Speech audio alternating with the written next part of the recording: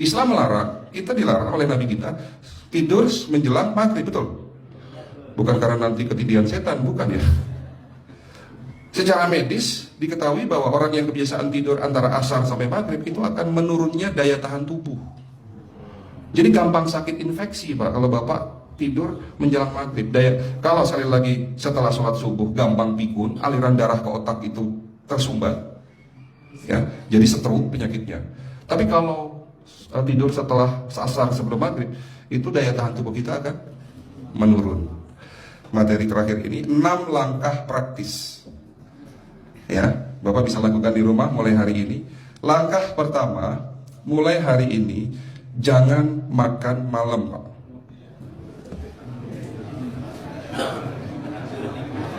Ya, ala bisa karena biasa. Memang awalnya sulit, yang sudah kebiasaan makan malam itu sulit. Alasannya nanti nggak bisa tidur dong, betul ya? Nanti perutnya kembung, mual dan sebagainya. Itu karena kebiasaan. Dulu pun saya begitu. Tapi kalau sekali-sekali boleh Pak. Misalnya diundang hajatan gitu, tetangga ada yang kawinan hajatan, ya udah apa-apa, menghargai itu makan malam. Tapi sekali-sekali itu. Tapi kalau tiap hari ini yang nggak boleh, betul ya Pak? Jangan makan berlebihan dan jangan makan malam. Makan sate boleh nggak Pak? Boleh, sama bilang nggak boleh. Sate itu, Bapak tahu daging kambing. Daging kambing, daging domba adalah makanan sehat, tidak berkolesterol. Yang kolesterol itu lemaknya Pak. Tapi kalau Bapak makan daging murni, dagingnya tok, ya sehat Pak. Yang nggak boleh itu santannya. Jadi makan gulai itu jangan, kalau gulai sate aja udah. Ya, ataupun dibuat apalah, dibuat empal. Ya. Oke, itu yang pertama. Yang kedua, tolong catat. Jangan tidur larut malam, Pak. Batasan tidur jam berapa, Pak? Jam 11 paling telat. Jadi jam 10 harus sudah tidur. Kenapa? Apa penjelasan medisnya? Orang yang tidur di atas jam 11 akan terganggu fungsi livernya, Pak. Dimana liver kita ini fungsinya banyak. Ya, ada 500 fungsi liver loh, Pak. Fungsi jantung ada berapa, Pak? Fungsi jantung 1. Fungsi jantung tugasnya untuk mompa darah. Fungsi ginjal ada berapa? 2. Absorpsi dan filtrasi. Fungsi liver 500 fungsi. Jadi organ yang paling berat dalam tubuh kita kerjanya adalah liver. Liver akan rusak manakala kalau kita tidur di atas jam 11 malam. Berarti 500 fungsi liver bisa rusak, Pak. Ini salah satu penyebab diabetes. Bukan hanya kerusakan pankreas, tapi rusaknya liver bisa jadi penyakit diabetes, Pak. Jadi kalau sakit diabetes itu, yang terganggu itu sebetulnya bukan hanya pankreasnya, livernya pun rusak, ususnya pun rusak. Makanya dalam pengobatan diabetes di klinik kami, itu bukan hanya ngobatin pankreas, tapi 3 organ penting ini saya obati: usus, liver, dan pankreas. Kebanyakan kenapa? Kalau dalam pengobatan tradisional, mereka tahunya diabetes itu hanya pankreas, ya kan?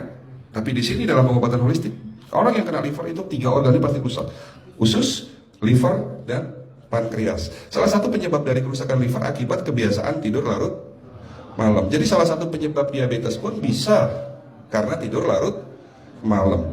Ya, batasan tidur jam berapa? Sekali lagi, jam 11 harus sudah tidur pulas. Jadi jam 10, setengah 11 paling lambat kita harus tidur pulas. Nanti setelah jam 1 boleh bangun. Yang penting jam 11 sampai jam 1 ini harus tidur pulas. Jadi kalau Bapak mau sholat tahajud jam 2, setengah 3 ya monggo. Ya. Oke, itu yang kedua. Yang ketiga, air putih Pak dijaga 2 liter sehari. Bagaimana cara minumnya yang baik? Rasulullah sudah ngajarin kita ada 6 sunnah. Harus duduk, pakai tangan kanan, seteguk demi seteguk, membaca basmalah di saat minum, diakhiri dengan alhamdulillah, kan begitu. Ya, pagi hari minum 1 gelas bangun tidur sebelum sholat subuh. Setelah sholat subuh boleh teh, tapi juga dibilas dengan 1 gelas air putih. Sebelum mandi nanti Pak, minum air hangat. Kalau Bapak mandinya pakai air dingin boleh, tapi sebelum mandi minum air hangat, biar tubuh kita ini jangan terlalu dingin di saat kita kena air dingin. Sampai maghrib pastikan 2 liter sudah masuk dalam tubuh kita. Malam mau tidur, tolong perhatikan Ibu ya, malam mau tidur jangan banyak-banyak minum. Nggak boleh minum malam itu segelas sampai 2 gelas mau tidur. Cukup seteguk 2 teguk saja. Karena kalau sampai kita minum mau tidur 1 gelas besar, ginjalnya malah rusak, Pak. Ya. Oke, itu yang ketiga. Yang keempat, puasa. Lakukan puasa secara rutin, insya Allah kita sehat. Nah, untuk penjelasan atau materi puasa, nanti bisa hubungin staf saya. Nanti di bulan Ramadan tahun ini, kalau memang masih ada slot 1 sampai hari ke-20, saya bisa mengisi manasik kesehatan yang berkaitan dengan manfaat puasa untuk kesehatan. Insya Allah kalau memang masih ada slot waktunya, karena kita di bulan Ramadan hanya 20 hari kita mengisi manasik. Ya. Oke, itu yang keempat. Langkah keempat. Langkah 1, 2, 3, 4. Langkah kelima. Nah, sebelum saya menjawab yang kelima, saya ingin membacakan sebuah sabda Rasulullah. Rasulullah bersabda, di dalam tubuhmu ada segumpal daging. Jika segumpal daging itu sakit, akan sakitlah seluruh tubuhmu. Dan jika segumpal daging itu rusak, akan rusaklah seluruh tubuhmu. Apa itu segumpal daging?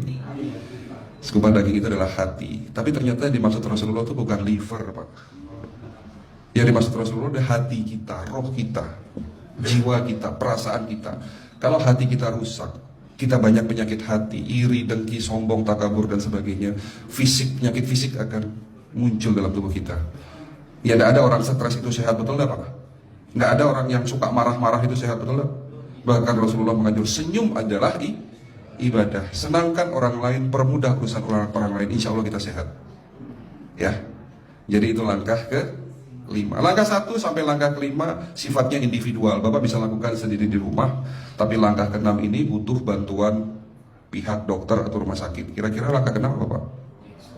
Lakukan pemeriksaan sebelum sakit. Jadi periksa itu jangan nunggu sakit baru periksa. Jangan seperti kayak Bu Ustazah tadi, diajak periksa, jawabannya takut ketahuan penyakitnya. Setelah stroke baru datang ke klinik untuk minta diperiksa.